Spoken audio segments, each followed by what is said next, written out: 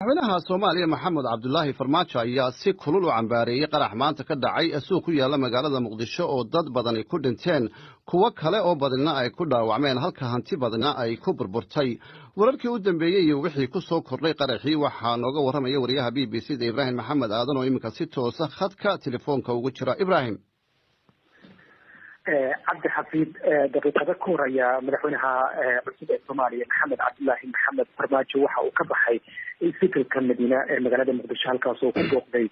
dhaawacyadii maanta ku waxyeelooday qaraxii ka dhacay suuq ku yaala Kawagoday degmada Wadajir ee magaalada Muqdisho madaxweynuhu wuxuu booqday qaybaha uu isbitaalka ku kooban yahay mid dhaawacyada wax ku noqday qaraxii maanta wuxuu sheegay madaxweynuhu isagoo ka hadlayay isbitaalka Madiina gudihiisa in al-shabaab aanay kala saaraynin dadka shacabka ah iyo askarta iyo dowladda sida daraaddeedna ay tahay in si wada jira loola dagaalamo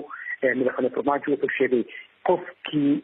soo sheega gaari waxyaabaha qarxa lagu raray oo meel yaala ama meel socda xogta soo gaarsiiya dowladdu inay dowladdu ku abaalmarin doonto $100,000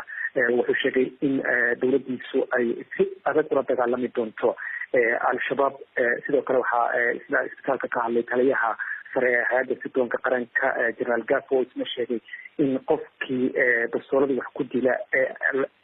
qofkii soo sheega ama soo qabta inuu isna leeyahay lacag $10,000 cabdi xafiidow haddii aan dhegeystayaasheena xusuusin qaraxyadii maanta inta la xaqiijiyay ilaa hadda sida ay ila kala duwan ee BBC-da uu sheegeen ugu yaraan 20 qof ayaa dhintay in ka badan 40 kalena way dhaawacmeen isbitaalka Madiina ayaan dalkii dambe tagay laftigeedu halkaas aan ku arkay dhaawacyo aad u fara badan oo isbitaalka yaala sidoo kale waxaan ku arkay qoysaska dadkii wax noqday oo iyana halkaa isugu yimid waxay ka hadlayeen dhibaatadii maanta ka dhacday suuqa Kawagoday ee degmada Wadajir halkaas oo loo malaynayo in gaari waxyaabaha qarxa laga soo buuxiyay oo ku dhex qarxay dadka dhintay iyo dhaawacba waxay isugu jiraan askar iyo rayid madaxa caafimaadka isbitaalka Madiina Duniya Maxamed Cali ayaan goortii horeysay weydiiyay isbitaalka Madiina tirada dhaawacyada ah ee la soo gaarsiiyay Ibrahim cid ilaa imika sheegatay ma jirtaa qaraxa khasaaraha inta la geystay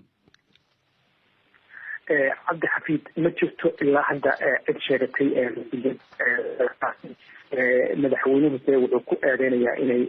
وركاس ملكين الشباب إلا هذا وقت صباح الشباب أما الشركة مسؤولية وركاس ما جرته عندك الشباب هو رئيس وصابته وحكو شركة إن أي لدى على مدون تدور السوداء ومدحتكية محمد عبد الله محمد فرماجو ثاني مركز مدحونه عصب لدورتي الشباب وحورة كما توضحنا يشي سركال سر oo ka tirsan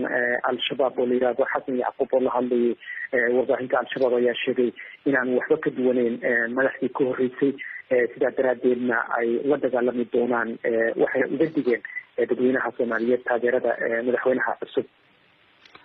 waa hagaag mahadsanid Ibrahim dad badan ayaa ka soo dhiibtay ra'yigooda qaraxaas ka dhacay maanta magaalada Muqdisho ilhaan cumar oo joogta Puntland qaraxa ka dhacay Muqdisho ayaan ugu xumahay tiri waxa dawladda cusub ee Soomaaliya waa inay ammaanka wax ka qabataan maxamuud warsame oo jooga Gabiley isaguna waa ka xumahay yiri qaraxaas ka dhacay Muqdisho waxaana qaraxyadan ay muujinayaan wada shaqayn la'aanta ka dhex jirta laamaha ammaanka iyo shacabka Muqdisho waxa aan soo jeedin lahaa dadweynaha Muqdisho inay la shaqeeyaan hay'adaha amniga ah si looga hortago inay dhacaan qaraxyo kale qayaad bataan oo joogta Boorama qaraxa maanta ka dhacay magaalada Muqdisho waxa uu fariin u yahay madaxweynaha cusub habacsanaanta ka dhex jirta sirdoonka darteed qarax lama joojin karo ayay tiri laakiin madaxweynaha waxa looga fadhiyaa sidii uu u adkeyn lahaa hay'adaha dawladda maxamed axmed bulaale oo jooga taleexna wuxuu yidhi aad ayaan uga xumahay qaraxa ka dhacay Muqdisho waxa si ay su'aashu tahay goorma ayay qarax iyo dil ka dhamaanaysaa Muqdisho iyo guud ahaanba waddanka Soomaaliya